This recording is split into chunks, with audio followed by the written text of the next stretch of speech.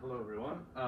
My research project is the psychological implications of test preparation for the SAT. Oh, do you have the clicker? Oh, is it here? Yeah, why don't you grab that? It works? Yeah. Okay. So introduction, why am I choosing to study the SAT? Well, it is firstly one of the most widely recognized standardized tests in existence, and is most probably the oldest. I personally had to take it along with most other high school juniors and seniors. Plus, here at SAS, out-of-school preparation for the test is very prevalent among students. And last, there's a gap in the knowledge. There's no research done on the internet or anywhere I can find about the psychological implications of test preparation for the SAT. So here's the current body of knowledge. And I broke it up into two parts. So there's a lot of knowledge about standardized testing in general. Especially one of my favorite researchers on standardized testing is Cengiz Gulek. Yeah, so he does a lot of research on standardized testing, and they have done research on the psychological impacts of taking standardized tests. Now, where my research question differs is, I'm not measuring one student's psychology who has taken the test versus one who hasn't. I'm measuring two students who have both taken the test, one of which has prepared for it. And so then also my research question will fit nicely into the debate on test preparation. There are questions about whether it's worth it, is it over the top, and my focus is on what side effects does it have in the realm of psychology.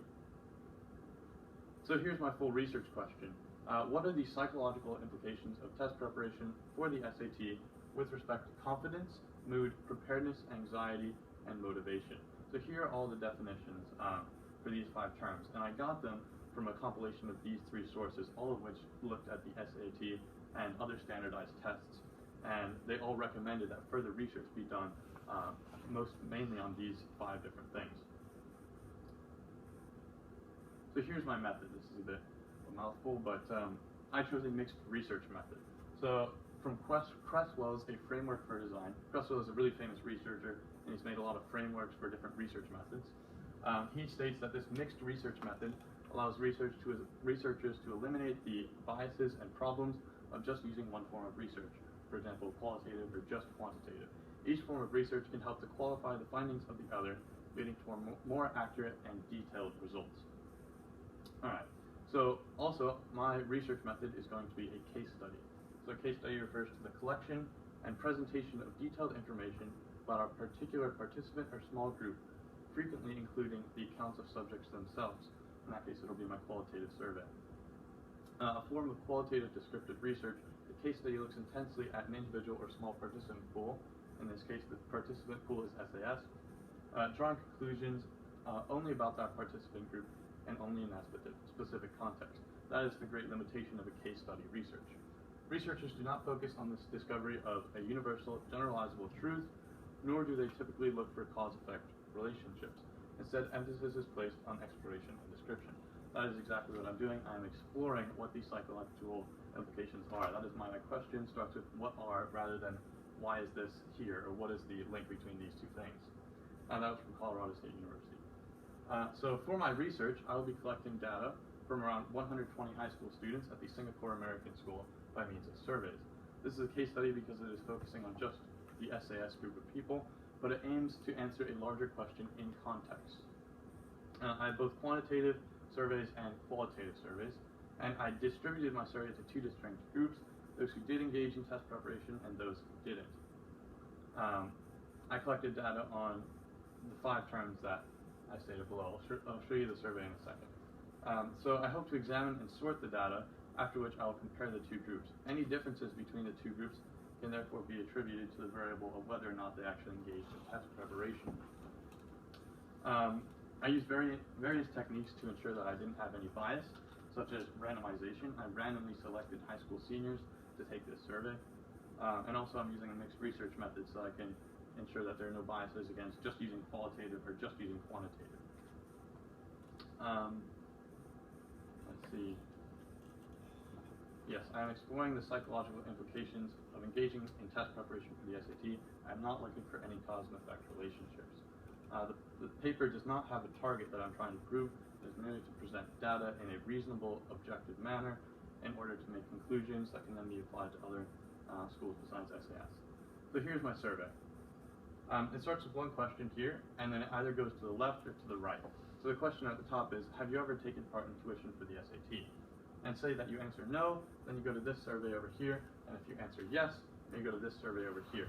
Now you'll notice that these surveys look almost identical, except for the presence of this word preparation. So these surveys mirror each other in such a way that I can compare the data almost exactly. As you can see, they're on a Likert scale from 1 to 10. This is the quantitative survey.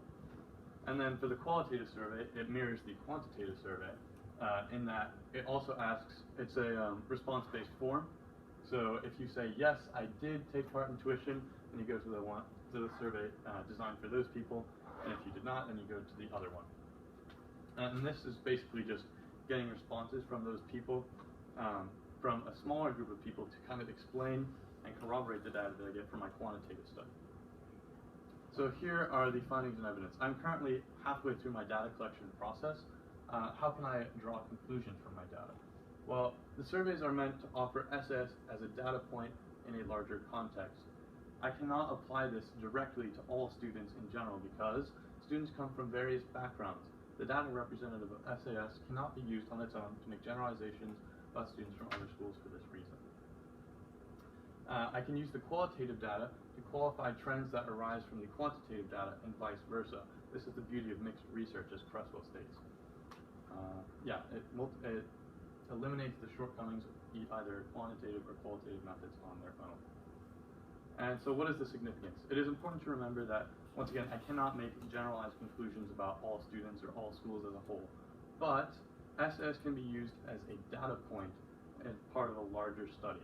So what I'm hoping is that my research will be continued and that other schools will offer data so we can get a wider range of data points, and then we can make more informed conclusions. But for now, since SAS it falls into a certain category, it's an international school, it's quite large, it's academic, you can kind of apply this information to other schools that generally fit the description of SAS. And so it adds the ongoing discussion of standardized testing and test preparation, but it also addresses a gap in the knowledge. So yes, as I stated before, there are no studies about the psychological implications of preparing for the SAT that I know of, and the data can be used, most importantly, to inform students, teachers, and parents at SAS specifically, so that they can make an informed decision about test preparation. Thank you. Thanks, Alex. Alex, I wanted to just ask you about your favorite source, Gulick, I think his name is. Can you just give me a little bit of insight? I saw the book that he wrote, but I was wondering more about his, like, where is he from? Where is he currently serving? Is he a university professor, or is he just academic? He is a professor. I forgot which school he's from, but he does a lot of research on standardized testing, especially qualitative research. So he does a lot of qualitative research. He has done quantitative research, but he gives a really good idea of the methodology you should use in order to survey these students and get the information from them. I guess my question is, I wonder how often he is cited in other research. So that'd be a question for you to go take a look at. Yeah, no, he's cited a lot. Most of the other standardized test papers that I've looked at all cite him as a source. Another one is George Madaus. He's also really famous in the standardized testing industry. Thanks. Other questions, Purva? I just have a question about your survey.